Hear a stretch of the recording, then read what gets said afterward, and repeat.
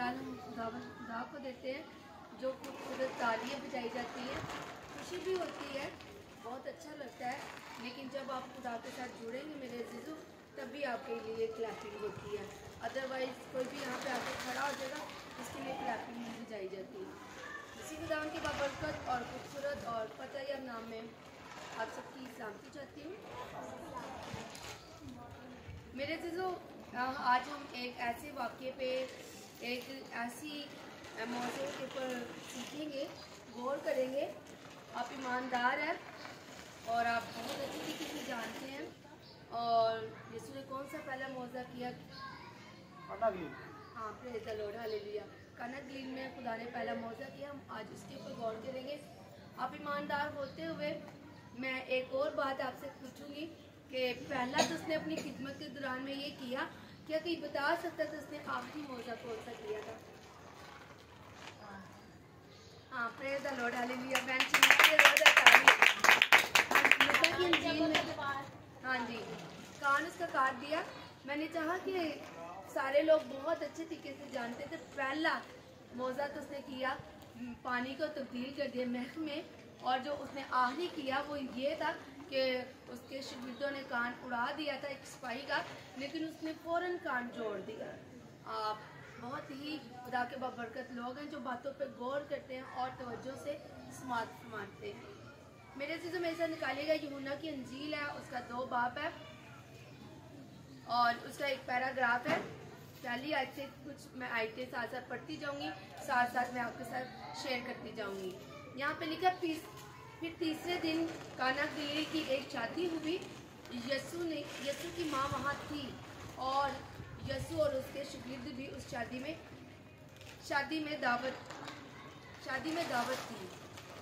मेरे से यहाँ पे जब पहले मैं पढ़ा तो लिखा था, तीसरे दिन काना गलील में यीशु लोग वहाँ पे मौजूद थे और वहाँ पे एक शादी थी और उस शादी में यीशु भी इनवाइट था, उसकी माँ भी थी और उसके शागिर्द भी थे।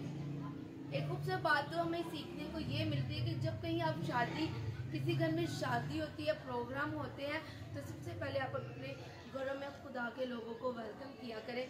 सबसे पहले आप उन्हें कहा करें, फिर बाकी बात में कह दिया करें। यहाँ पे हमें एक सीखने में बात मिलती है कि वो कहता है कि यीशु और उसकी माँ और उसके शागिर्द वहाँ पे मौजूद थे। उन्होंने वो शादी में उन्हें दावत मिली हुई थी। लिखा है कि जब मैं ख़त्म हो चुकी तो यीशु की माँ ने उससे कहा कि उनके पास मैं नहीं रही। मेरे अज़ीज़ों, उसकी अगली आयत में लिखा, यीशु ने उससे कहा कि आए औरत, मुझे तुझसे क्या काम, अभी मेरा वक्त नहीं आया। आए औरत का लफ्ज़ बाइबल में यीशु मसीह ने अपनी माँ के लिए 2 से 3 दफ़ा यूज़ किया है। और जब हम इसको अब्रानियों की ज़बान में देखते हैं तो बहुत ही खूबसूरत वहाँ पे इसके लिए लफ्ज़ इस्तेमाल हुआ है, ए मैडम या इज़्ज़तदार खातून। हमारी ज़बान में जब ए औरत कहा जाता है तो थोड़ा सा हमें बुरा फील होता है, लेकिन इसके लिए भी बहुत खूबसूरत दूसरी जब लैंग्वेज में बुक्स को देखते हैं तो बड़ा खूबसूरत अदब वाला ये एक लफ्ज़ है, जिसे अदब के साथ वो कहता है अपनी माँ को, औरत तुझे मुझसे क्या काम है, अभी मेरा वक्त नहीं आया।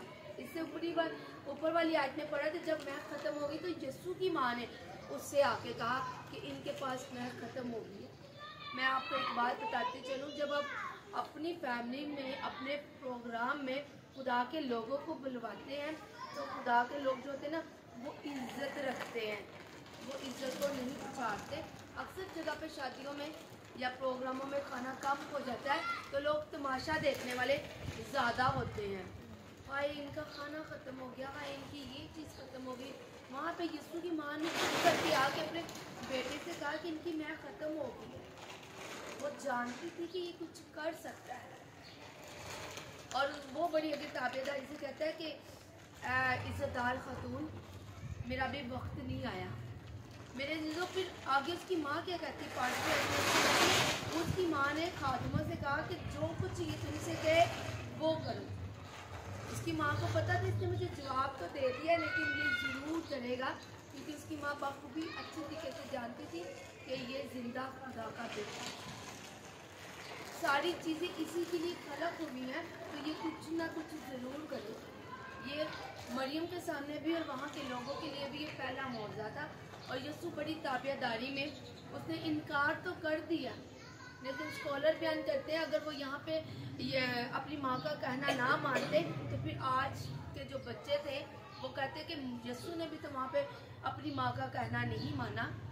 यस्सु ने क्यों नहीं अपनी माँ का कहना माना? वो सब कुछ कर सकता था, हालांकि अभी उसका यहाँ पे वक्त भी नहीं है, लेकिन वो ताबियादारी के साथ, वफादारी के साथ अपने माँ और बाप के साथ रहा। अपनी जिम्मेदारी का उसे बड़ा अच्छे तरीके से एहसास होता रहा, तो वो अपने बाप के साथ भी खूब काम करता रहा, अपनी माँ की वफादारी के साथ रहा, ताबियादारी में रहा। फिर उसने जवाब तो दे दिया, लेकिन उसकी माँ ने से कहा कि खादमों से कहा कि जो कुछ ये कहता है तुम वो करो। आगे छठी आयत में लिखे कि वहाँ यहूदियों के तहारत के दस्तूर के 6 मटके पड़े थे, नहीं रखे थे, और उनमें दो तीन मन की कैपेसिटी थी। मेरे जो वहाँ पे 6 मटके थे जिसमें 2 मन का मतलब होते थे 40 किलो, 60 किलो के उसमें पानी डलता था। वो सिर्फ एक यहूदी क्या करते थे, उनकी शादियों पे कोई एंटर होता था तो वो सबसे पहले उनके हाथ और पाँव धुलवाते थे, वो तहारत करवाते थे। यीशु ने उन मटकों को जब देखा तो यीशु ने उनसे कहा कि मटकों को पानी से भर दो। मेरे से तो जब यीशु ने उन्हें कहा मटकों को पानी से भर दो, पर उन्होंने उनको लबालब भर दिया। अब यीशु ने जिन लोगों से कहा है मटकों को भर दो, वो भी लोग बड़ी ताबियादारी में हमें नजर आते। उस टाइम वहाँ पे पास ही कहीं टूटी नहीं थी, पास ही कोई मोटर नहीं थी। पानी, तहारत के पानी को भरने के लिए, उन मटकों में डालने के लिए उन्हें कुछ सफ़र करना पड़ना था, कहीं दूर कुएं के पास जाना पड़ना था और उन मटकों को फिर भरना था। उन खादमों ने बिल्कुल इनकार नहीं किया। बाइबल मुकद्दस बयान करती है कि उन्होंने लबालब उसे भर दिया। किसी ने आधा नहीं भरा, किसी ने थोड़ा नहीं भरा, किसी ने बहुत कम नहीं भरा, बल्कि उन्होंने किनारों तक। लबालब का मतलब होता है कि पानी बाहर को आ रहा था। उन्होंने भी बड़ी ताबेदारी की, उन्होंने मटकों को फुल भर दिया। जब हम भी खुदा के साथ वफादारी के साथ चलते हैं, खुदा हमें जो काम करने को कहता है, हम जब उसे वफादारी के साथ करते हैं तो खुदा भी खुश होता है। अगली आयत में लिखा है कि यीशु ने उस पानी को चेंज कर दिया। वो सादा सा पानी था, वो महल बनी और बड़ी आला क्वालिटी की बनी, बहुत ही जायकेदार बनी। जब उस महफिल के सबसे अमीर आदमी के पास वो पानी जाता है तो वो दूल्हे को पास बुला के कहता है कि लोग ऐसा नहीं करते, पहले बुरी चीज़ देते हैं, हमारा भी यहाँ पे यूं ही रिवाज है। पहले थोड़ी सी जो कम तबके की चीज़ होती है, जिसमें कोई फॉल्ट होता है, हम पहले वो बेचने की भी करते हैं और यूज़ करवाने की भी करते हैं, ताकि ये यूज़ हो जाए। अच्छी चीज़ ने तो चले ही जाता है। तो वो कहता है कि पहले आप कैसे इंसान हो जिसने पहले बुरी चीज़ दी है और आप उसने अच्छी संभाल के आपने रखी हुई थी। यीशु ने उससे कहा, यीशु ने नहीं वो पूछ रहा, वो किसी गलत इंसान के पास पूछ रहा है। दूल्हे को कुछ पता ही नहीं कि वो पानी कैसे तब्दील हुआ और वो पहले महक थी या पानी था। दूल्हे को बिल्कुल इस चीज़ का नॉलेज नहीं था।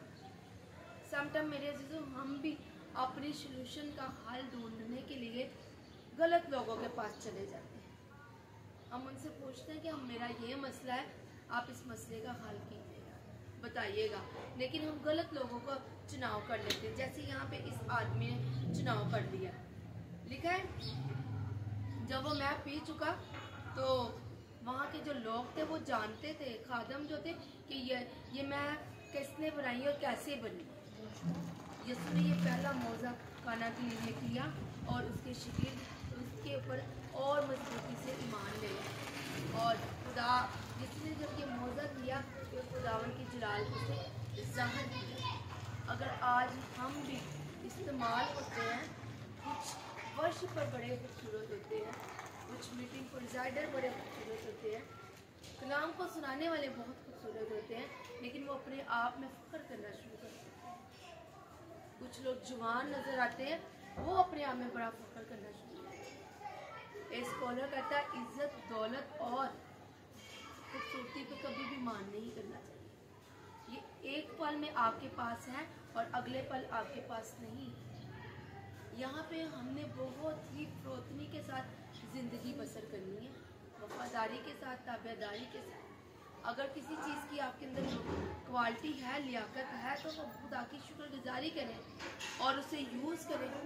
जिससे यीशु ने ये मौज़ा दिखा के खुदा के नाम को जलाल दिया। अगर आपके पास क्वालिटी हैं तो आप उसे यूज़ करके खुदावन के नाम को जलाल दें, क्योंकि उसने आपको ये चीज़ें दी हैं। और वफादारी के साथ रहें, क्योंकि यीशु भी ज़मीनी अपने माँ बाप का भी बड़ा वफादार रहा है और आसमानी बाप का तो वो वफादार रहा है। तो मेरे अजीज़ों, हमें इस मौज़े में, इस तमसील में एक चीज़ें सीखने में मिलती है। हमें ताबेदार रहना है, अपने खादमीन का भी, अपने माँ बाप का भी और अपने से बड़े लोगों का भी। और दूसरा हमें सीखने में ये मिलता है कि हमें गलत लोगों का चुनाव नहीं करना। ताबेदारी जिस तरह उन खादमों ने भी की, यीशु ने भी की, हमें भी करने की ज़रूरत है। और तीसरी बात, इसमें सबसे बड़ी बात जो हमें मिलती है, हमने गलत लोगों के पास नहीं जाना, गलत लोगों का चुनाव कभी भी नहीं करना। खुदा ने आपको सेंस दी हुई है, अकल दी हुई है। खुदा ने हमें अपनी शक्ल सूरत पे बनाने के साथ साथ अपने जैसी अकल भी दी है। हम बहुत अच्छे तरीके से लोगों को परख सकते हैं। और फिर जो भी आपके पास खुदा ने खिदमत का तोड़ा दिया है, कोई लियाकत है, कोई आपके पास या क्वालिटी है आपके पास, तो फिर उसे खुदावन के लिए खर्च करो। हालेलुया। आज के कलाम के पढ़े उसमें जाने पर खुदावन की बरकत।